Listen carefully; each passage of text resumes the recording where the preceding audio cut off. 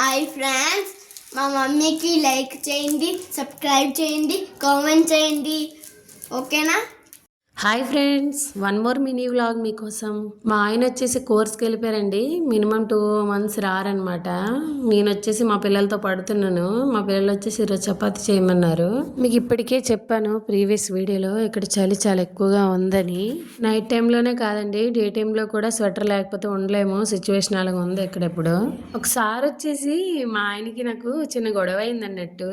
అది ఎలా అంటే, నేను సెకండ్ టైం ప్రెగ్నెంట్ అప్పుడు చాలా అంటే చాలా టైర్డ్గా ఉంటుండే 3 monthsకి. మా ఆయనకి చెప్పాను ఇంకా చపాతీ చేసేయండి అని. ఇప్పటికీ నేను కర్రీ రెడీ చేసి పిండి అంతా పిసికి ఇంక పెట్టాను కలిపి. కానీ మా ఆయనకి వచ్చాక చెప్పాను అన్నట్టు, చపాతీ చేసే బావా ఇంక నేను చేయలేనంటే మా ఆయన వచ్చేసి వెళ్ళారనమాట కిచెన్కి. ఆ చపాతీలు చేయడం స్టార్ట్ చేసిన వెంటనే ఆ కర్ర వచ్చి హాల్లో పడింది నా దగ్గర. నువ్వు చేస్తే చెయ్యి, లేకపోతే మానే, నేను మాత్రం చేయలేనని ఆ చపాతీ ఇంకా ప్లాట్ఫామ్కి అడ్డించేసాడు అనమాట. మీకు తెలిసే ప్రెగ్నెంట్ టైంలో మనం అసలే మనకు ఓపుకుండదని. మాకు ప్రెగ్నెంట్ అని తెలియదండి అప్పటికేను, కానీ అందుకే చెప్పాను, లేకపోతే చెప్పకపోతుండే అప్పుడు. కానీ ఇప్పుడు మా బాబు వచ్చేసి ఇప్పుడే చేసేస్తున్నాడు, మా అమ్మాయి మా బాబు. కానీ వాళ్ళ చపాతీలు మన సైజు ఉండవు, వాళ్ళ సైజే ఉంటాయి.